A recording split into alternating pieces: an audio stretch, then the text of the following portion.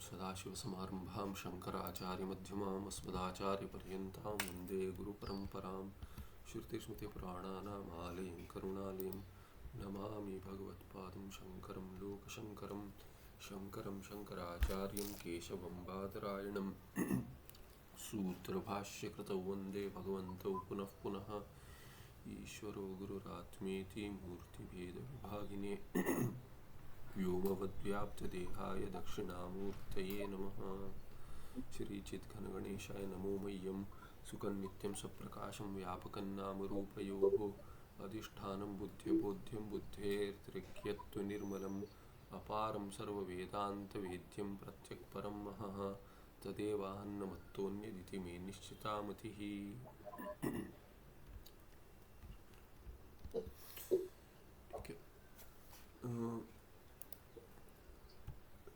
स्मृति भिन्नम ज्ञानम एव ज्ञानम प्रमा इति उच्यते। पिछले पाठ में हमने देखा कि प्रमाण और प्रमा इसका लक्षण, प्रमाण प्रमयोः लक्षणम। तो प्रमा क्या है? ज्ञान। और उसका करण क्या है? प्रमा, प्रमाण। प्रमाकरणम प्रमाणम। तो प्रमा रूप ज्ञान करणम प्रमाणम। तो प्रमा क्या है? ज्ञान है। और उसका करण साधन क्या है? प्रमाण। ये देखा था। तो अभी प्रमा में प्रमा ज्ञान है और क्या है? वो अबाधित, स्मृति भिन्नत्वे सति अबाधित अर्थ विषयकम ज्ञानम प्रमा, ऐसे लक्षण दे दिया प्रमा का कि प्रमा यथार्थ ज्ञान है, अयथार्थ ज्ञान नहीं। ज्ञान है, यथार्थ है माने क्या? जैसे वस्तु है वैसे ज्ञान उत्पन्न होना, उसको यथार्थ ज्ञान कहते हैं। जैसे वस्तु माने पद का अर्थ, पदार्थ, अर्थ जैसे है, पदार्थ जैसे वैसे ज्ञान उत्पन्न होना, उसको यथार्थ ज्ञान कहते हैं। तो उसका बाध नहीं होगा, तो अबाधित होगा। तो जिस विषय के ज्ञान के विषय का बाध नहीं होता उस ज्ञान को प्रमा कहेंगे। तो ये भ्रमा से भिन्न हो गया ज्ञान। ये वस्तुतः ये लक्षण है, पर ये क्या है? सामान्य लक्षण है। माने स्मृति भी यथार्थ है और ज्ञान है, हो सकती है, यथार्थ हो सकती है स्मृति, और स्मृति तो ज्ञान है। इसीलिए स्मृति और प्रमा के लक्षण में स्मृति और स्मृति से भिन्न जो ज्ञान है, ज्ञान सामान्य लक्षण है, तो अबाधित अर्थ विषयकम ज्ञानम प्रमा करके लक्षण होगा। यदि स्मृति से भिन्न दिखाना है तो स्मृति भिन्नत्वे सति ऐसा दल जोड़ना पड़ेगा। तो स्मृति से भिन्न होता हुआ जो अबाधित अर्थ विषयक ज्ञान है उसको प्रमा कहेंगे। तो ये हमने पिछले पाठ में देखा था, एक स्मृति के साथ और एक स्मृति से हटाकर प्रमा का लक्षण देखा था। तो स्मृते है अबाधित अर्थ विषयक ज्ञानत्वे अपि न स्मृति भिन्नत्वम। तो ये कह दिया स्मृति अबाधित अर्थ विषयक हो सकती है पर स्मृति से भिन्न नहीं है। इसीलिए स्मृति भिन्नत्व अगर दे देंगे तो स्मृति को हटाकर प्रमा लक्षण होगा। और सामान्य ज्ञान का लक्षण बनाना होगा तो अबाधित अर्थ विषयकम स्मृति भिन्नम एवं ज्ञानम प्रमा इत्युच्यते। ये वस्तुतः ठीक है, क्योंकि स्मृति को ज्ञान नहीं मानते। ये देखा था हमने। न अस्मिन् लक्षणे दोष गंधो अपि अस्ति। इसमें कोई दोष नहीं है इस लक्षण में। ये हो गया था, पर हमने ये प्रमा के ऊपर एक टिप्पण था, ये लंबा था, इसीलिए हमने कहा कि ये अगले पार्ट में देखेंगे। तो अभी देखते हैं ये कि दो प्रमा के ऊपर एक था और दो टिप्पण था कहीं। ठीक है, दूसरा लंबा है। ये पहला प्रमा क्या के लिए कह दिया, यथार्थ अनुभव प्रमा इति स्मृति व्यावृत्तम प्रमा लक्षणम, यथार्थ ज्ञानम प्रमा इति प्रमा लक्षण तो स्मृति साधारणम इति विवेक। ये जो हमने अभी देखा कि यथार्थ अनुभव क्या है? स्मृति भिन्नम ज्ञानम अनुभव, ये हो गया। स्मृति भिन्नम ज्ञानम अनुभव, ये अनुभव का लक्षण हो गया।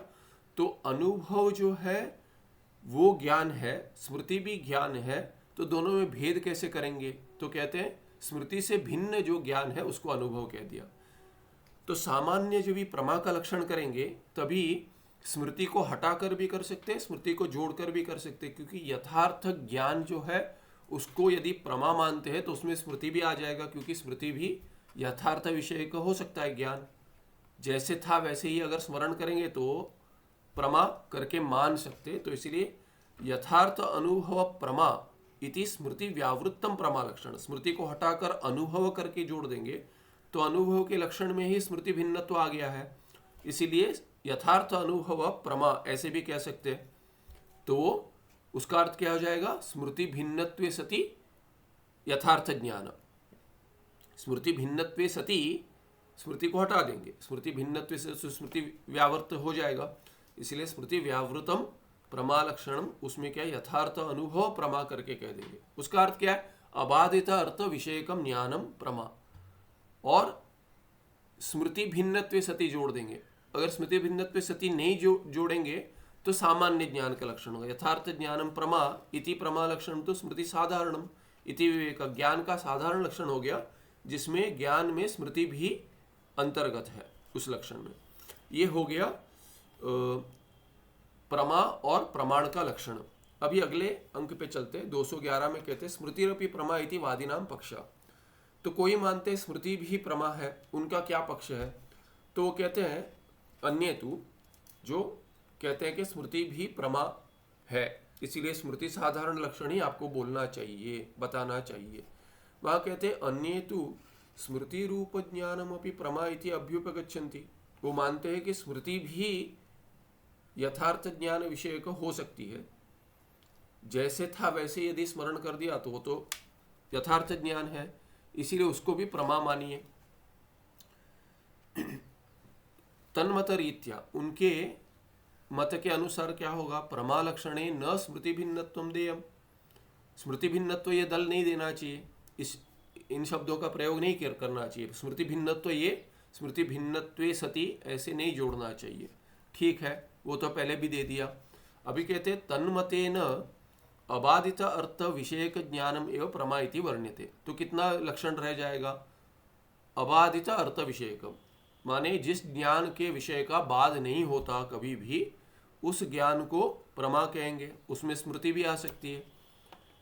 अभी भ्रांति ज्ञान क्या है, तो भ्रांति ज्ञानम, तो भ्रांति भी ज्ञान ही है, भ्रम जो होता है वो भी ज्ञान ही है। तो भ्रांति ज्ञानम तो न अबाधित अर्थ विषयकम, तो भ्रांति में जैसे रज्जु सर्प का ज्ञान उत्पन्न होता है, तो रज्जु की जगह जो सर्प दिखता है उसमें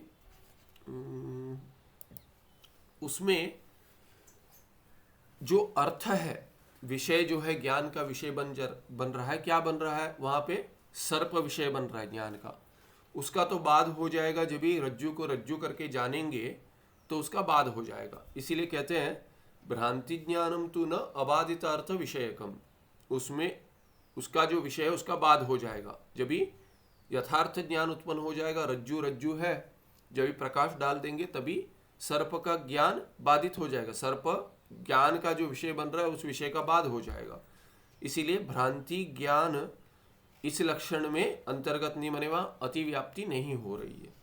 अपितु बाधितार्थ विषयकम एव, तो भ्रांति में जो भ्रांति ज्ञान में जो विषय बन रहा है वो उसका तो बाद हो जाएगा, इसलिए बाधितार्थ विषयक करके के बहुव्रीहि है। बाधित अर्थः विषयः यस्य ज्ञानस्य तज्ज्ञानम बाधितार्थ विषयकम, वो भ्रांति ज्ञान हो जाएगा।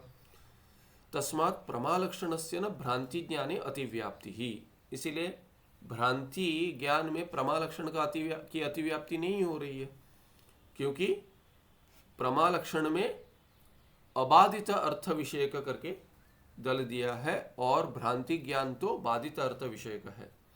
स्मृति ज्ञानम अपि प्रमा इति अंगीकर्तृमते स्मृति ज्ञानम अंतःकरणस्य वृत्ति रूपम न तो अविद्याय वृत्ति रूपम। ये हमने देखा था कि वृत्ति तो ज्ञान में होनी चाहिए, जब भी ज्ञान उत्पन्न होता है तो कोई वृत्ति होनी चाहिए। अभी ये वृत्ति जो है ये अंतःकरण में बनती है कि अविद्या में बनती है?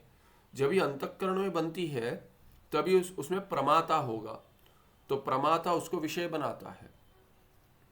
जो चैतन्य अंतःकरण में प्रतिबिंबित होता है उसके साथ अभिमान जब हो जाता है उसको कहेंगे तादात्म्य संबंध, अभिमान हो जाएगा उसको कहेंगे प्रमाता। तो प्रमाता का विषय बनता है, जो विषय बनती है वृत्ति, अंतःकरण वृत्ति। और तभी क्या कहेंगे इसको, ये प्रमा उत्पन्न हुई करके कहेंगे। प्रमाता को प्रमाण के द्वारा, इंद्रियों के द्वारा विषय तक अंतःकरण जाकर वहां वृत्ति बनकर अंतःकरण में घटाकार इत्यादि विषयाकार वृत्ति बनती है, और प्रमाता उसको विषय बनाता है, उसमें प्रमा उत्पन्न होती है। ये ज्ञान क्या है? अबाधित अर्थ विषय का ज्ञान है। जब ही रज्जु सर्प विषय बन रहा है तभी उसको अविद्या वृत्ति कहते हैं। अविद्या में वृत्ति बनती है क्योंकि वस्तुतः सर्प है नहीं बाह्य देश में, तो उसमें अविद्या का विकार होकर वहां उत्पन्न करके मानते हैं। अनिर्वचनीय सर्प उत्पन्न हुआ है क्योंकि केवल उसको दिखता है, बाकियों को नहीं दिखता है, जिसको सब्जेक्टिव रियलिटी कहते हैं।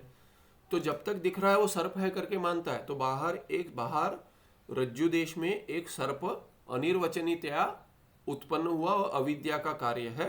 और अंतःकरण में जो वृत्ति बनी उसको ज्ञान कहेंगे। तो ये अंतःकरण में वृत्ति नहीं बन रही है वस्तुतः, ये बन रही है अविद्या में।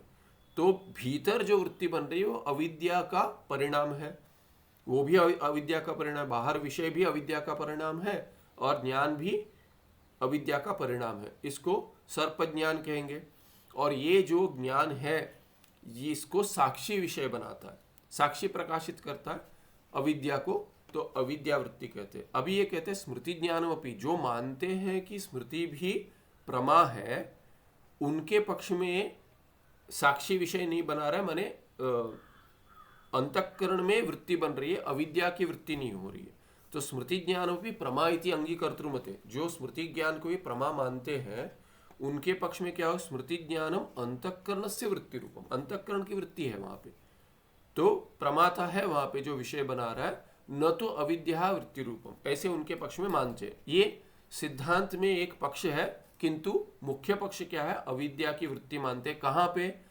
एक तो भ्रांति में भी, भ्रांति में तो वो भी मानते हैं, दूसरे पक्ष में भी भ्रांति में भी रज्जु सर्प जो अविद्या की वृत्ति है। पर स्मृति जो है, स्मरण जो हो रहा है, उसमें ये क्या मानते हैं, 211 में जो अन्य करके कहा है, ये अन्य क्या मानते हैं कि स्मृति ज्ञान जो है ये अंतःकरण की वृत्ति है, ना कि अविद्या वृत्ति। पहले कह दिया था 210 में कह दिया था कि ये स्मृति जो है ये भी अविद्या की वृत्ति है। इसीलिए अंत में जो ये कहा था है तस्माद अबाधितार्थ विषयकम स्मृति भिन्नम एव ज्ञानम प्रमा इत्युच्यते, यहाँ पे क्यों कहा है ऐसे?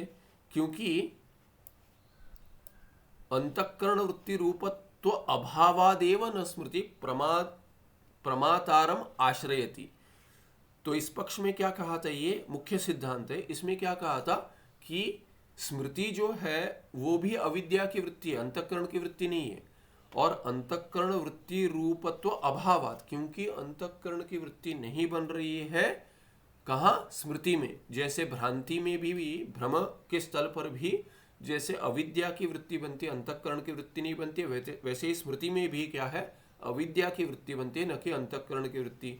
इसीलिए न स्मृति प्रमातारम आश्रयति, वह प्रमाता जो है उसका विषय नहीं बन रही है, उसको आश्रय लेकर स्मृति उत्पन्न नहीं हो रही है अंतःकरण में, वो तो अविद्या में उत्पन्न हो रही है। इसीलिए प्रमा अपि न सा भवति, माने सा प्रमा न भवति, सा अपि माने भ्रांति जैसे प्रमा नहीं कहते, वैसे स्मृति को प्रमा नहीं मानते। अतएव इसीलिए कहा था अतएव स्मृति भिन्नत्वम प्रमालक्षणे देयम, और इसीलिए कह दिया तस्मात् अबाधितार्थ विषयकम स्मृति भिन्नम एव ज्ञानम प्रमा इत्युच्यते। तो अबाधितार्थ जो विषय स्मृति है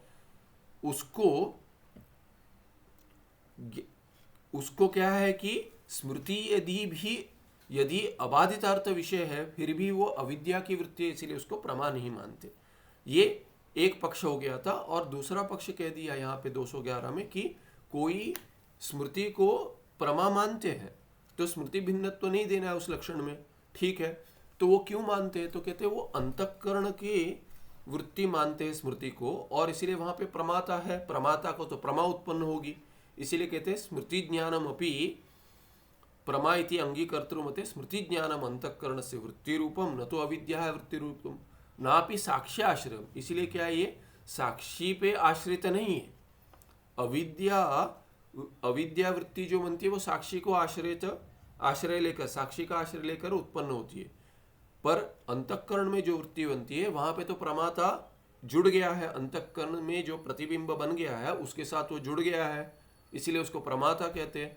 इसलिए अंतःकरण वृत्ति प्रमात्र आश्रयत्वेन साक्षी आश्रयत्व अभाव। तो अंतःकरण वृत्ति जो है वो स्मृति अंतःकरण वृत्ति है, इसीलिए वो प्रमाता को आश्रय बनाती है और इसीलिए वो साक्षी को आश्रय नहीं बनाती है। इत्थम केशांचिन मते स्मृति ज्ञानम अंतःकरण वृत्ति रूपत्वात् प्रमा भवति, केशांचिन मते तो अविद्या वृत्ति रूपत्वात् न प्रमा भवति।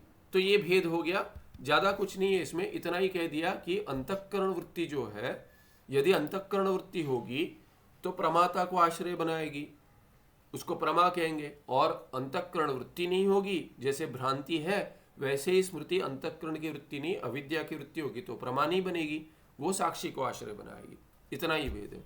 भ्रांति ज्ञानम संशय ज्ञानम च सर्वमतस्थैः अपि अविद्यावृत्तित्वेन साक्षी आश्रितत्वेन च अभ्युपगम्यते। तो क्या कह रहे हैं यहाँ पे कि ये दोनों के मत में यद्यपि स्मृति में भिन्नता है, स्मृति को कोई प्रमा मानते हैं, कोई प्रमा नहीं मानते। जो प्रमा मानते हैं उसको अंतःकरण वृत्ति मानते हैं और प्रमाता आश्रय बनता है। जो स्मृति को प्रमा नहीं मानते उसमें वो अविद्या वृत्ति है और साक्षी को आश्रय बनाती है। किंतु दोनों पक्ष में भी भ्रांति जो है, भ्रमस्थल में भ्रांति ज्ञान तो और संशय ज्ञान भी, दोनों भ्रांति ज्ञान और संशय ज्ञान जो है वो सर्वमतस्थ ही, कोई किसी का भी मत हो, सिद्धांति में भेद है, भिन्न भिन्न सिद्धांति, उनमें जो भी मत है उनमें सभी में भ्रांति ज्ञान और संशय ज्ञान दोनों को क्या है कि अविद्या वृत्ति ही मानते हैं, इसीलिए वो साक्षी को ही आश्रय बनाते हैं। साक्षी आश्रितत्वेन च अभ्युपगम्यते न विवादो अस्ति अत्र, इसमें कोई विवाद नहीं है। विचार्यमाणे तु स्मृति ज्ञानम अपि अविद्या वृत्ति रूपम साक्ष्य आश्रयंच न प्रमा। अभी क्या कहते हैं कि यदि विचार करेंगे तो देखेंगे स्मृति भी क्या है, यदि विचार करेंगे तो अविद्या वृत्ति माननी चाहिए उसको। इसीलिए मुख्य सिद्धांत क्या है, वो प्रमा नहीं मानते, इसलिए स्मृति भिन्नत्व ये जोड़ना पड़ेगा। वेदांत संप्रदाय ज्ञा अपि प्रमा ज्ञानम षोडा विभजन्ति। तो वेदांत संप्रदाय में भी जो प्रमा ज्ञान जो है इसके 6 विभाग करते हैं, ये आगे देखेंगे। इस पर एक प्रमा पर दूसरा टिप्पणी, ये लंबा है, क्या कहते हैं कि भ्रम रूप अनुभवज संस्कार जनित स्मृति ही बाधितार्थ विषयकत्वाद अयथार्थ ज्ञानम। क्या कह दिए, भ्रम जो है, भ्रांति, भ्रम स्थल में रज्जु सर्प जहां दिख रहा है, भ्रम रूप अनुभवज संस्कार जनित स्मृति। तो ये स्मृति क्या है, ये स्मृति अयथार्थ ज्ञान जो है, यथार्थ ज्ञान भी हो सकता है स्मृति, अयथार्थ भी हो सकता है। तो ये जैसे भ्रम जो है रज्जु स्थल में जो उत्पन्न हो रहा है भ्रम, वैसे स्मृति भी अयथार्थ ज्ञान उत्पन्न होकर वो भ्रम कहला सकता है। तो भ्रम रूप अनुभवज संस्कार जनित स्मृति, तो ये स्मृति क्या है, यथार्थ ज्ञान नहीं है, अयथार्थ ज्ञान है। माने जैसे अनुभव हुआ था वैसे स्मरण कर रहा है, कहने के लिए अनुभव जैसे हुआ था स्मरण उसके साथ जुड़ा है कि नहीं है, माने जैसे अनुभव हुआ था वैसे है कि नहीं, वो कहने के लिए स्मृति में उतना संशय उत्पन्न होना चाहिए। स्मृति में यदि संशय उत्पन्न नहीं हो रहा है और कह रहा है नहीं नहीं मैंने ऐसे ही देखा था, पर जैसे देखा था वो जो अनुभव था वहां पे, ये अनुभव के रूप में स्मरण कर रहा है माने वहां पे तो प्रत्यक्ष हुआ था, अनुभव हुआ था, उसी का ही स्मरण कर रहा है। किंतु जो अनुभव हुआ था वहां, उस अनुभव में भी भिन्नता हो सकती है कि वो अनुभव यथार्थ था कि अयथार्थ था। अनुभव भी जैसे विषय है वैसे जानता है तो वो अनुभव यथार्थ हो गया, जैसे है वैसे नहीं जाना तो अयथार्थ हो गया। तो एक तो क्या है कि स्मृति क्या है कि अनुभव जैसे हुआ था वैसे नहीं उत्पन्न हुई, ऐसे भी संभव है। कि तभी तो ठीक देखा था पर अभी स्मरण ठीक नहीं हो रहा है। पर ये क्या कह रहे हैं, अभी तभी देखा था वही भ्रम था, माने रज्जु सर्प को स्मरण कर रहा है, सर्प देखा था पर सर्प नहीं देखा था, वहां पे रज्जु थी। तो स्मरण भी क्या है कि अनुभव के अनुसार है, किंतु अनुभव ही क्या था, वो अयथार्थ था। तो कहते भ्रम रूप अनुभव। अनुभव कैसा है, रज्जु सर्प देख लिया, रज्जु की जगह सर्प देख लिया, तो भ्रम रूप अनुभव, उससे जो जन्य संस्कार होगा वो भी भ्रमजन्य संस्कार होने के कारण स्मृति यथार्थ उत्पन्न हो जाएगी, माने यथा अनुभव ऐसे उत्पन्न हो जाएगी, फिर भी यथार्थ नहीं होगी। अर्थ तो रज्जु था पर अनुभव हुआ सर्प का, तो संस्कार छोड़ गया सर्प का और स्मरण हो रहा है सर्प का। तो सर्प का जो स्मरण कर रहा है, स्मृति हो रही है, वो स्मृति तो जैसे अनुभव का संस्कार बना था वैसी ही हो रही है, उसमें कोई संशय नहीं है उसे, नहीं यही अनुभव था, उसको स्पष्ट स्मरण हो रहा है। किंतु क्या है कि वो अनुभव ही अयथार्थ था, इसीलिए भ्रम था। तो इसलिए वो स्मृति क्या है, बाधितार्थ विषयकत्वाद अयथार्थ ज्ञानम, क्योंकि उसके विषय का बाद होने योग्य है। वहां पे बाद हुआ था कि नहीं, बाधितार्थ माने क्या, उसका बाद होने के योग्य है, योग्यता है कि इसका बाद हो जाएगा। यदि प्रकाश डाल देगा कोई तो उसको अनुभव सर्प का नहीं होता, सर्प का नहीं होता, किंतु रज्जु का होता। इसलिए वो बाधितार्थ विषय का अनुभव है, इसीलिए वो भ्रम है, और वो संस्कार भी भ्रम रूप संस्कार से उत्पन्न हुआ है, संस्कार भ्रम रूप अनुभव से उत्पन्न हुआ है। इसीलिए जो स्मृति जो जनित है उस संस्कार से, वो भी क्या है, वो बाधितार्थ विषय को होते हुए अयथार्थ ज्ञान उत्पन्न करेगी। माने स्मृति क्या है, अयथार्थ ज्ञान ही है। अतएव सा अविद्यावृत्ति ही न अंतःकरण वृत्ति रूपा। इसीलिए उसको क्या है कि अंतःकरण वृत्ति नहीं मानते, अविद्यावृत्ति मानते। और किंच साक्षिणम आश्रिता न प्रमातारम, और वहां पे साक्षी को आश्रय बनाकर उत्पन्न हुए, न कि प्रमाता को। अयथार्थ हो गया भ्रम रूप। अभी कहते यथार्थ अनुभव संस्कार जनित स्मृति ही अबाधित अर्थ विषयकत्वाद अयथार्थ ज्ञान भवति। अभी कहते जो स्मृति है वो उसमें संशय नहीं है। ये दूसरा दे रहे, दूसरे विषय माने सर्प को देखा था सर्प, या रज्जु को देखा था रज्जु ही, तो यथार्थ अनुभव उत्पन्न हो गया, यथार्थ ज्ञान उत्पन्न हो गया। और उससे संस्कार क्या है, यथार्थ अनुभवज संस्कार जो है उससे एक स्मृति उत्पन्न हो रही है अभी, वो तो अबाधित अर्थ विषय का है, इसीलिए क्या है कि उसको तो यथार्थ ज्ञान कहेंगे। तो ये जो यथार्थ स्मृति है, यथार्थ ज्ञान होकर स्मृति है, माने भ्रम से उत्पन्न नहीं हुई है, भ्रमजन्य संस्कार से उत्पन्न नहीं हुई है, यथार्थ अनुभव से उत्पन्न हुई है, तो उसको तो आपको प्रमा मानना पड़ेगा, ऐसे संशय होगा। अतएव तादृश स्मृति ज्ञानम अंतःकरण वृत्ति रूपम। इसीलिए वैसे स्मृति अगर होगी तो अंतःकरण में उत्पन्न होगी, अविद्या की वृत्ति नहीं होगी, वो अंतःकरण की वृत्ति होगी। तो अभी स्मृति में भी भेद कर दिया। पहले क्या कह दिया था, एक पक्ष में कह दिया कि सभी स्मृति के अविद्या की वृत्ति रूप है और साक्षी को आश्रय बनाएगी, और एक दूसरे पक्ष में कह दिया था कि वो प्रमाता को आश्रय बनाकर अंतःकरण की वृत्ति होगी। अभी उसमें उस स्मृति में भेद कर दिया। स्मृति में क्या है कि वो यदि वो यथार्थ होगी तो अंतःकरण में उत्पन्न होगी, यदि अयथार्थ होगी तो अविद्या में उत्पन्न होगी। तो इसलिए क्या कह दिया, अतएव तादृश स्मृति ज्ञानम अंतःकरण वृत्ति रूपम। तादृश माने यथार्थ अबाधित अर्थ विषय को होते हुए उस स्मृति को क्या है कि अंतःकरण की वृत्ति मानते हैं। और क्या कहते हैं, न अविद्या वृत्ति रूपम, अविद्या की वृत्ति नहीं है वो। प्रमातारम आश्रितम न साक्षिणम, इसीलिए प्रमाता को आश्रय बनाकर उत्पन्न हुई है, न कि साक्षी को आश्रय बनाकर। तथापि प्राचीना न स्मृति ज्ञानम प्रमा इति व्यवहरन्ति।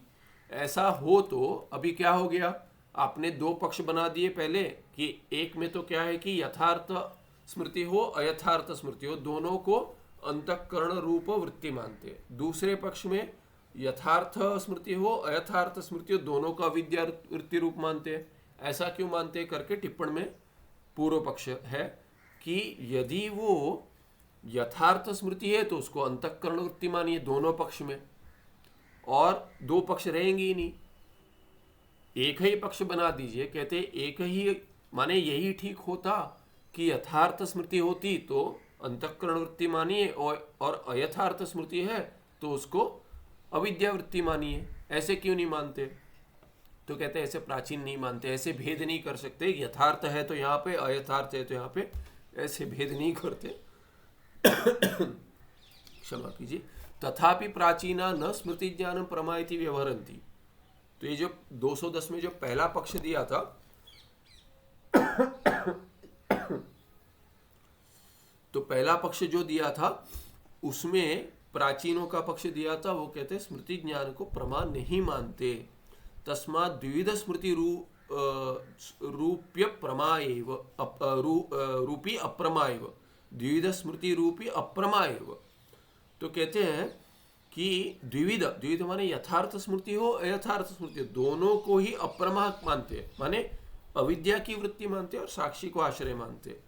तयोर अयथार्थ स्मृति ही अयथार्थ रूपा अप्रमा, यथार्थ स्मृति यथार्थ रूपा अप्रमा इति इयान एव भेद। तो क्या भेद बनाते दोनों में? तो दोनों में क्या भेद होगा, पूछता है पूर्व पक्षी, कि यदि यथार्थ स्मृति भी अविद्या की वृत्ति है और अयथार्थ स्मृति भी अविद्या की वृत्ति है, तो दोनों में भेद कैसे करेंगे? तो कहते हैं कि यथार्थ रूप अप्रमा कहेंगे, अप्रमा ही मानेंगे, दोनों को ही प्रमा नहीं मानेंगे, अप्रमा मानेंगे स्मृति को, क्योंकि स्मृति के लक्षण में क्या जोड़ दिया? स्मृति प्रमा के लक्षण में, क्षमा कीजिए, प्रमा के लक्षण में क्या है प्राचीनों का 210 में? स्मृति भिन्नत्वे सती अबाधितार्थ विषय ज्ञानम प्रमा करके दे दिया। अभी क्या कर रहे हैं कि स्मृति को तो आपने हटा दिया, अभी स्मृति प्रमा रूप में उत्पन्न नहीं हो रही है, उसको नहीं मानते प्रमा, इसीलिए अप्रमा कहेंगे। और स्मृति को अप्रमा कहेंगे तो यथार्थ स्मृति और अयथार्थ स्मृति में भेद कैसे करेंगे? तो कहते यथार्थ रूपा अप्रमा कहेंगे या अयथार्थ रूपा अप्रमा कहेंगे। ऐसे भेद दोनों में किया जा सकता है, किंतु प्रमा नहीं होगी, अप्रमा ही होगी। यथार्थ है फिर भी अप्रमा है, अयथार्थ हो तो अप्रमा है, उसमें कोई संशय नहीं है, पर यथार्थ होकर भी अप्रमा ही होगी। ऐसे स्मृति ऐसे भेद मानते। ये हो गया टिप्पण।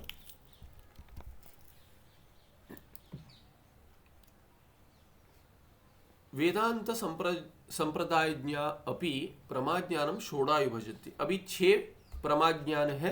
क्या है? भिन्न भिन्न प्रमा है और भिन्न भिन्न प्रमा के भिन्न भिन्न प्रमाण है। इसका संक्षेप हमने पिछले पाठ में देखा था, आगे 212 में जो दे रहे। स्मृते है तत्र अंतर्भूतत्वात् न स्मृति ज्ञानम प्रमा, स्मृते है तत्र अनंतर्भूतत्वात्, क्योंकि है नहीं, स्मृति को 6 प्रमा में स्मृति को नहीं माना है। तो अभी जो टिप्पण में दे दिया और प्राचीनों का मत दे दिया, कोई भी वेदांती स्मृति को प्रमा में नहीं मानता वस्तुतः, क्योंकि 6 विभाग जो किए अपने, प्रत्यक्ष, अनुमिति, उपमिति, शाब्दी, अर्थापत्ति और अभाव माने अनुपलब्धि, अनुपलब्धि से जो उत्पन्न होता है। तो ये जो अभाव प्रमा, ऐसे 6 प्रमा बना दिए आपने, प्रत्यक्ष से लेके अभाव तक। तो ये जो 6 प्रमा है उसमें स्मृति कहाँ आती है? स्मृति है ही नहीं। तो इसीलिए आप जैसे मान्यता है देखेंगे कि सभी ग्रंथों में 6 ही प्रमा माने हैं, उसमें कहीं भी स्मृति का अंतर्भाव नहीं है, क्योंकि प्रत्यक्ष स्मृति करके नहीं कहते, स्मृति माने प्रत्यक्ष है करके नहीं मानते। अनुमान लगा रहे तो स्मृति नहीं है उसमें, माने केवल स्मृति नहीं है। उपमिति है, वो भी उपमान देते, स्मृति होती है उसमें पर स्मृति ही नहीं मानते उसको, उपमिति को भी स्मृति रूप तो नहीं है। शाब्दी शब्द जो है वो तो प्रत्यक्ष शब्द उच्चारण कर रहा है, वो सुनाई दे रहा है और उससे अर्थ उत्पन्न हो रहा है अभी, उसको माने वाक्य का अर्थ, पद का अर्थ और फिर वाक्य का अर्थ, वाक्य का अर्थ जो है उसी को शाब्दी प्रमा कहते हैं, वो भी स्मृति नहीं है। और अर्थापत्ति में तो माने जो अनुमान, अन्यथा अनुपपत्ति रूप अनुमान जो है उसको अर्थापत्ति कहते हैं, उसमें भी स्मृति नहीं है। और अभाव तो स्मृति नहीं है। इसीलिए इन छह में भी, इन छह प्रमाओं में कहीं भी स्मृति का अंतर्भाव नहीं है। इसीलिए स्मृति है तत्र अनंतर्भूतत्वात्, क्योंकि उसमें अंतर्भाव नहीं है स्मृति का, इसीलिए स्मृति ज्ञानम प्रमा न भवति। इसीलिए स्मृति ज्ञान को प्रमा नहीं मानते, प्राचीन नहीं मानते, और वस्तुतः यही ठीक है। कहते मधुसूदन स्वामिनो अपि स्मृति ज्ञानम साक्ष्य आश्रयम इति एवो अवोचन। और मधुसूदन आचार्य, इनका माने अद्वैत सिद्धि, भगवान सिद्धिकार कहते हैं, अद्वैत सिद्धि का की जो रचना की, भगवान सिद्धिकार भी स्मृति ज्ञान को साक्षी आश्रय ही मानते हैं। इसीलिए साक्षी आश्रय माने इतनी चर्चा कर कर भी अंततोगत्वा क्या सिद्धांत कर दिया कि स्मृति ज्ञान तो साक्षी में ही आश्रित होती है, इसीलिए उसको प्रमा नहीं मान सकते, इसीलिए अविद्या की वृत्ति माननी पड़ेगी उसको। तो ये हो गया। और 212 तो हमने कर लिया अभी कि षड्विधा प्रमा, षड्विधा प्रमा 6 प्रकार के प्रमा है। क्या है वो? तो कहते हैं इदानीम षड्विध प्रमा निर्दिश्यन्ते। क्या क्या प्रमा है? प्रत्यक्ष प्रमा है पहला, जो प्रत्यक्ष, जो चक्षुरिंद्रिय इत्यादि सभी इंद्रियों द्वारा उत्पन्न होता है उसको प्रत्यक्ष कहते हैं। तो ये प्रत्यक्ष जो है, इसका आगे बताएंगे भेद, तो ये ऊपर से अभी बता दिए, ऊपर ही ऊपर क्या है। एक प्रत्यक्ष है, दूसरा अनुमितीय, तीसरा उपमितीय, उपमान से जो कहते हैं कि ऐसे इसके जैसे वो है, ऐसे उसको उपमान द्वारा। जो अनुमिति माने क्या, जैसे अभी वन्य प्रत्यक्ष नहीं हो रही है, प्रत्यक्ष प्रमा में वन्य प्रत्यक्ष हो रही है, अनुमिति प्रमा में वन्य प्रत्यक्ष नहीं हो रही है पर धुआं प्रत्यक्ष हो रहा है। इसलिए अनुमिति तो प्रत्यक्ष पर आधारित ही है, तो कैसे अनुमान के द्वारा उत्पन्न होगी, क्योंकि धुआं प्रत्यक्ष है और धुआं वन्य के बिना, अग्नि के बिना नहीं हो सकता है, इसीलिए वन्य होनी चाहिए। ऐसे जो अनुमान से उत्पन्न होता है उसको अनुमिति कहते हैं। उपमिति, उपमान, जैसे ये गो सदृश गवय, कि गो गाय जैसे है वैसे ही गवय करके एक प्राणी है, तो ये उपमिति प्रमा ऐसे उत्पन्न होती है। शाब्दी प्रमा, शाब्दी प्रमा तो जैसे दशमस्तमसी, तुम ही 10वें हो, ये कथा हमने देखी थी पहले उसमें, तो शाब्दी प्रमा वो है। या कोई कह देता है कि गंगा के तट पे एक बड़ा पेड़ है, आम्र का वृक्ष है, और वहाँ पे आम बहुत लगे हुए, तो इत्यादि ऐसे किसी ने कह दिया, आपने नहीं देखा पर सुनकर, हाँ ऐसे वृक्ष होगा, गंगा के तट पर है, यहाँ पर ही इसी घाट पर है, और वहाँ पे बहुत सारे आम है, ऐसे कोई कह देगा, तो उससे एक प्रमा उत्पन्न होती है ज्ञान, उसको शाब्दी प्रमा कहते हैं। अर्थापत्ति प्रमा, जो देवदत्त रात को भोजन करता होगा, क्योंकि दिन में भोजन नहीं करता फिर भी मोटा है, तो ऐसे जो अन्यथा अनुपपत्ति से उत्पन्न होती प्रमा उसको अर्थापत्ति प्रमा कहते हैं। अभाव प्रमा, जैसे भूतले घटो नास्ति, यहाँ पे घट नहीं है, हाथी नहीं है इत्यादि, ये जो ज्ञान है उसको अभाव रूप प्रमा है। ऐसे 6 भेद है।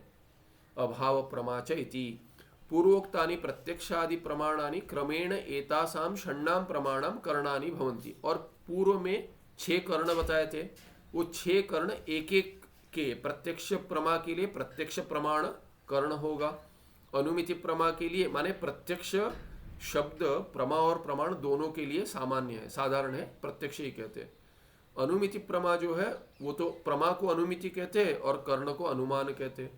उपमिति प्रमा की संज्ञा है और उसका कर्ण है उपमान। शाब्दी प्रमा ज्ञान की संज्ञा है शाब्दी, और जो प्रमाण है उसके लिए शब्द प्रमाण कहते हैं। अर्थापत्ति एक प्रमा है ज्ञान, और अर्थापत्ति उत्पन्न होती है अर्थापत्ति से, या उसको अन्यथा अनुपपत्ति करके उसको एक नाम दे देते हैं, तो माने दूसरी उपपत्ति संभव नहीं है वैसे, तो अर्थापत्ति। और अभाव प्रमा के लिए प्रमाण है, उसको कर्ण जो प्रमाण है वो है अनुपलब्धि प्रमाण से उत्पन्न होता है। ये हो गया माने पहले जो प्रमाण दे दिए थे, पहले प्रमाण दे दिए थे, ये अनुपलब्धि प्रमाण 209 में समाप्त हुआ था। ये जो 6 प्रमाण है एक एक करके उसके प्रमा बताएंगे अभी। ये प्रमा हो गए षड्विध प्रमा। अभी कर्ण लक्षण कहते हैं। कर्ण का लक्षण क्या है? आपने कह दिया प्रमा का लक्षण एक, उसके बाद प्रमा कर्णम प्रमाणम, तो कुछ कह रहे कोई? सुनाई नहीं दे रहा है। हाँ, वो ये ये करना जो स्मृति प्रमाण नहीं है मानते हैं, क्या बोल लेकिन शब्द प्रमाण तो पूरा ही स्मृति पर एक आधारित सेकंड, है। आपका आपका आपकी आवाज ठीक नहीं आ रही है।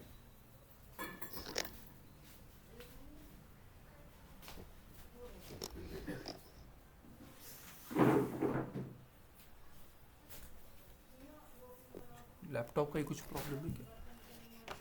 मेरा वॉइस मेरा अ, स्पीकर अभी सुनाई दे रहा है। आप जरा बोलेंगे क्या? अच्छा प्रेमा जी, आप जरा बोलेंगे, लैपटॉप का कुछ प्रॉब्लम है क्या, देखता हूँ। आप बोलेंगे, कुछ सुनाई नहीं दे रहा। Something wrong with my laptop, कुछ तो। एक सेकंड में जरा दोबारा जुड़ जाता हूँ।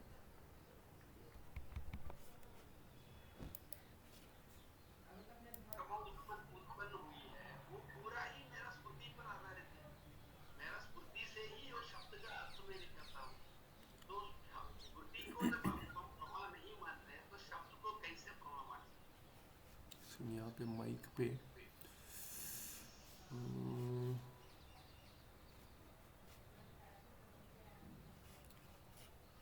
सेकंड जरा है, माइक म्यूट करता हूँ क्योंकि एक और है। सुनाई दे रहा है? हाँ, नहीं नहीं ठीक है, मैं प्रश्न समझ गया। तो प्रश्न ये है कि स्मृति को प्रमा नहीं मानते, स्मृति को प्रमा नहीं मानते, पर शब्द को प्रमा मानते। ठीक है, अभी देखिए शब्द कैसे उत्पन्न हो रहा है। शब्द, देखिए शब्द और प्रत्यक्ष में भेद है। दो प्रमा है इसमें, शब्द और प्रत्यक्ष दोनों में भेद है। पहले भेद बताता हूं दोनों में क्या भेद है। जो आपको जो सुनाई दे रहा है प्रत्यक्ष कर्ण के द्वारा, उसको कहेंगे प्रत्यक्ष। ठीक है, वो हो गया प्रत्यक्ष। और शब्द ज्ञान क्या है? शब्द ज्ञान है शाब्दिक ज्ञान। शाब्दिक ज्ञान वो है जो वाक्य का ज्ञान है, वाक्य का ज्ञान है।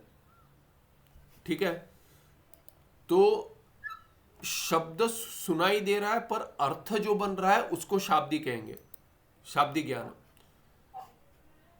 तो अभी जो यहां पे स्क्रीन नहीं दिख रहा,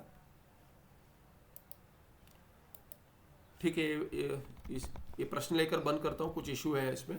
ठीक है, तो यदि स्मृति से हो रहा है शब्द, पर आपके स्मृति में नहीं हो रहा ना, आपको जो उत्पन्न हो रहा है ज्ञान, उसमें स्मृति है? नहीं, शब्द का जितना भी अर्थ मैं उसका शब्द का अर्थ मैं समझता हूँ, वो तो मेरे स्मृति से ही उत्पन्न हुई है। आपके स्मृति से हो रही है, पर आपके स्मृति से उत्पन्न हो रही है करके नहीं कहेंगे स्मृति से। देखिए शब्द का आप हर बार स्मरण करते हो क्या उसको? स्मृति से उत्पन्न। अभी देखिए, तो प्रत्यक्ष हो रहा है आपको, घट प्रत्यक्ष हो रहा है, उसमें स्मृति है, उसको भी स्मृति मानना पड़ेगा आपको। यदि आपको देखिए घट घट दिख रहा है सामने, घट दिख रहा है बराबर, अभी घट शब्द है, अभी घट शब्द सुनाई दे रहा है। ठीक है, कोई कह देता है घट शब्द, तो उसमें आप कहते हैं दोष है, क्योंकि वो उसमें भी स्मृति, क्योंकि घट स्मृति उसमें स्मृति है। अभी प्रत्यक्ष सामने दिख रहा है, उसको स्मृति बोलते हैं क्या आप? नहीं, उसको स्मृति क्यों नहीं बोलते? क्योंकि घट जो दिख रहा है, ये घट है, कैसे आपको समझ में आता है? उसमें स्मृति हो रही है, क्योंकि आपको यानी ये घट है करके अंदर स्मृति हो रही है, कहेंगे क्या आप? क्यों नहीं कहते? कहना पड़ेगा आपको। यदि आप कह रहे हैं कि शब्द जब भी सुनाई देता है तभी आप उसको, यदि कहते हो कि वो शब्द ज्ञान उत्पन्न हो और वहां पे स्मृति का काम है, तो आपको मानना पड़ेगा प्रत्यक्ष जो भी ज्ञान उत्पन्न हो रहा है उसमें ही स्मृति का काम है। यदि आप ऐसे कहेंगे तो प्रत्यक्ष करके प्रमाण नहीं होगी। हर इसमें अगर स्मृति का काम है तो नहीं होगी। स्मरण नहीं करना पड़ता आपको। घट जब भी देखते हो तो स्मरण करके उत्पन्न होता है क्या ज्ञान? अगर यदि स्मरण करके उत्पन्न होता है तो आपको हर बार आप देखते हो तो ऐसे करना पड़ेगा कि अरे ये क्या है, ये क्या है, नहीं देखा था पहले, ऐसे ऐसे ज्ञान नहीं होते। देखिए ज्ञान जैसे उत्पन्न होता है ना, वो उसी क्षण में उत्पन्न हो रहा है। जब भी आप इंद्रियों के साथ जब भी घट विषय जुड़ जाता है तभी ज्ञान उत्पन्न हो रहा है। यदि तभी ज्ञान उत्पन्न हो रहा है तो उसको कैसे कहेंगे आपकी ये प्रत्यक्ष है या स्मृति है या नहीं है? वो तो अनुभव है आपका, अनुभव में स्मृति का कोई काम नहीं है। प्रत्यक्ष जो है अनुभव रूप है, जो ज्ञान है प्रत्यक्ष ज्ञान है वो अनुभव ही है। अनुभव और स्मृति में भेद यदि नहीं करेंगे, प्रत्यक्ष में भी यदि माने शब्द में शाब्दिक ज्ञान में यदि स्मृति अंश जोड़ देंगे आप कि स्मृति से उत्पन्न हो रहा है और स्मृति को अप्रमा कह दिया और शाब्दी प्रमा हो रही है, यदि ऐसा कहेंगे तो प्रत्यक्ष भी प्रश्न उठाना पड़ेगा आपको। और प्रत्यक्ष में यदि प्रश्न उठाएंगे आप तो प्रत्यक्ष ज्ञान क्या है? जो अनुभव रूप है। तो हर अनुभव में स्मृति जुड़ जाएगी और अनुभव का लक्षण क्या है हमारा? स्मृति भिन्नम ज्ञानम अनुभव। तो स्मृति से भिन्न जो ज्ञान है उसी को अनुभव कह दिया, उसी को प्रत्यक्ष कह दिया। तो जब भी कुछ शब्द सुनते हैं आप, वो शब्द भी प्रत्यक्ष है, उसका अर्थ लगाएंगे, अर्थ में स्मृति का काम नहीं है क्योंकि उसी क्षण में उत्पन्न होती है। जैसे मैं अभी बात कर रहा हूं, आप यदि हर शब्द पे यदि स्मृति का काम होगा तो मेरा वाक्य समाप्त होने तक आपको ज्ञान उत्पन्न नहीं होगा। सुनते सुनते कैसे ज्ञान उत्पन्न हो रहा है? आपको विचार करना पड़ेगा, स्मृति जुड़ेगी, हर एक शब्द की स्मृति आएगी, उसके बाद वाक्य का अर्थ उत्पन्न होगा। ऐसा नहीं होता ज्ञान, ज्ञान उसी क्षण में उत्पन्न होता है। जैसे वो दशमस्तोमसी, उसमें वो कथा आपको पता है, तो उसमें 9 गिना था, 1 2 3 4 5 6 7 8 9 और तुम 10 हो। जब ही किसी ने कह दिया तुम 10वें हो, 1 2, इसका 1 का अर्थ क्या? उसमें स्मृति आती है, 2 में स्मृति आती है। ऐसे यदि स्मृति से उत्पन्न होगा ज्ञान और 10 कहने तक, एक एक तक इतना वो कह देगा 10वें तुम हो, फिर भी स्मृति उत्पन्न होकर ज्ञान उत्पन्न होने में हर एक विषय में आपको स्मरण करना पड़ेगा फिर कि अंक जो कह दिया, अच्छा 1 का क्या अर्थ है, दूसरे का अर्थ क्या, तीसरा 3 का क्या अर्थ है, 4 का क्या अर्थ है, 5, ऐसे ऐसे होता है? नहीं होता है। और फिर उसके बाद के तुम कह दिया, तुम का क्या अर्थ है, उसमें भी स्मृति होगी शब्द में? ऐसा नहीं होता है, वो प्रत्यक्ष सुनाई देता है और उसके बाद जो अर्थ होता है वो उसी क्षण उत्पन्न होता है। इसीलिए 1 2 3 ऐसे क्षण भिन्न नहीं है, उसी समय जब ही सुनते हो। इसीलिए स्मृति को नहीं मानते वहां पे। स्मृति को मानेंगे तब क्या होगा ना कि जैसे बूढ़े करते हैं ना काम, जैसे बूढ़ापा आ गया तो कहते हैं अरे इसका अर्थ तो ये क्या है पता नहीं। ऐसा नहीं होता उनको भी, जो पता है वो स्पष्ट पता है, जो नहीं पता है वो उसको अच्छा ऐसे कुछ इसका कुछ था ऐसे, वो भी क्या कि सामान्य इसमें, उसको तो फिर डिमेंशिया कह देते हैं कि जो सामान्य शब्द भी स्मरण नहीं आते, उसका अर्थ नहीं स्मरण करना पड़ता है और नहीं हो रहा है, जोड़ नहीं पाते, वो तो अलग केस हो गया। माने उसको साइकोलॉजिकल इशू कहते हैं, कुछ फिजिकल, साइकोलॉजिकल नहीं कहते, फिजिकल कहते हैं, फिजियोलॉजिकल नहीं हो रहा है। इसमें सुनाई दे रहा है कि नहीं? यहां पे भी सुनाई नहीं दे रहा है।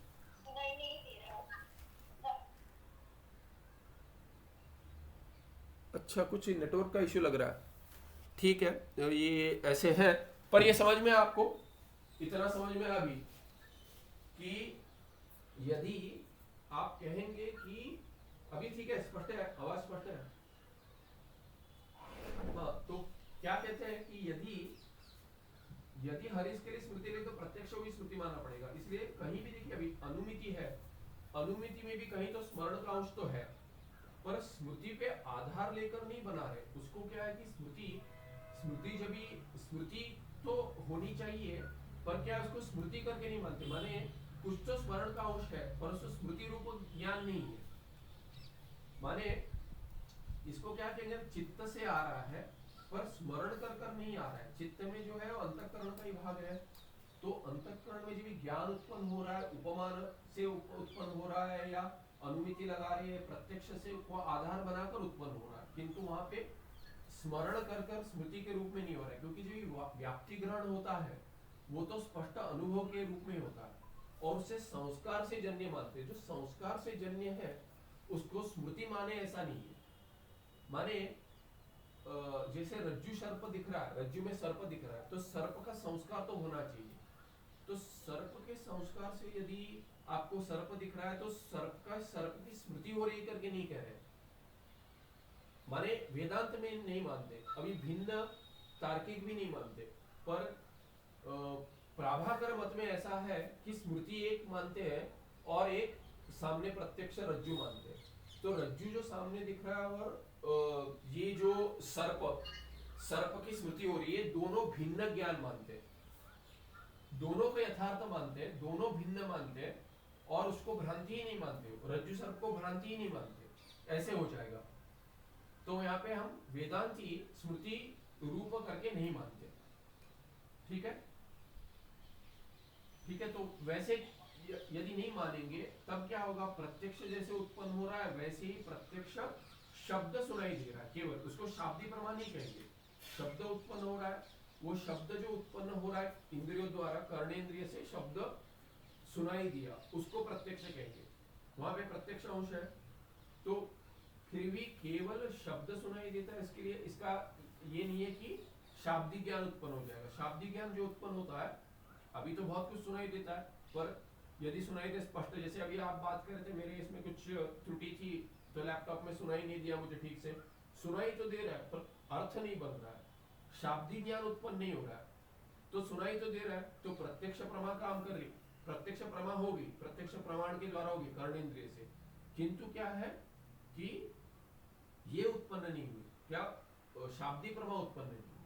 पर जब स्पष्ट शब्द सुनाई देता है, सुनाई देते देते शाब्दिक प्रमा भी उत्पन्न होती है। तो एक वाक्य हो गया, एक यूनिट हो गया वाक्य का, कि इतने शब्द जोड़कर एक तिंगंता भी आ गया। और मीमांसा में तो कहते तात्पर्य विषय, मुझे तात्पर्य समझ में आ गया आपके प्रश्न का, तो ज्ञान उत्पन्न हो जाता है, उसको शाब्दिक प्रमा कहेंगे। ठीक है, उसमें कोई स्मृति का अंश नहीं मानेंगे। ठीक है, क्योंकि यहाँ पे रुकते हैं, क्योंकि आज कुछ लैपटॉप में कुछ इश्यू हो रहा है, मैं उसको अपडेट करके देखता हूँ। यहाँ रुक जाते हैं क्योंकि स्पष्ट नहीं है, तो एक इंटरनेट का ही कुछ इश्यू नहीं है, केवल लैपटॉप के भी कुछ शब्द स्पष्ट नहीं आ रहा है। ठीक है, यहाँ रुक जाते हैं, कल करेंगे। मैं प्रयत्न कर रहा हूँ कि इसको 1 घंटे का पाठ बना दूं, 1.5 घंटे का नहीं, और रोज करते हैं, सोमवार को छोड़कर रोज करेंगे, क्योंकि आश्रम जाना बंद कर दिया, तो सोमवार को छोड़कर रोज पाठ कर सकते हैं कि देख रहा हूं मैं। ठीक है, तो क्योंकि ये बीच में बहुत गैप हो रहा है और अभी ठंड आएगी तो आरोग्य और थोड़ा सेंसिटिव हो जाता है, तो और सुबह का ये है नहीं, क्योंकि मुझे आश्रम नहीं जाना है अभी, तो आश्रम के पाठ छोड़ दिए मैंने, तो इसीलिए क्या है कि रोज कर सकते हैं। ठीक है, तो सुखम नित्यं स्वप्रकाशम व्यापकं नाम रूपे अधिष्ठानं बुद्धि बोध्यं बुद्धेर्दृक्यत्वेन अपारं सर्ववेदांत वेद्यं प्रत्यक् परम तदेवान्नमत्तोन्यति में निश्चितामतिः। नमस्ते, धन्यवाद। क्षमा कीजिए, आज देर भी हो गई और ये भी कि ठीक नहीं रहा आज, थोड़ा पाठ देखते हैं। ठीक है, ठीक है।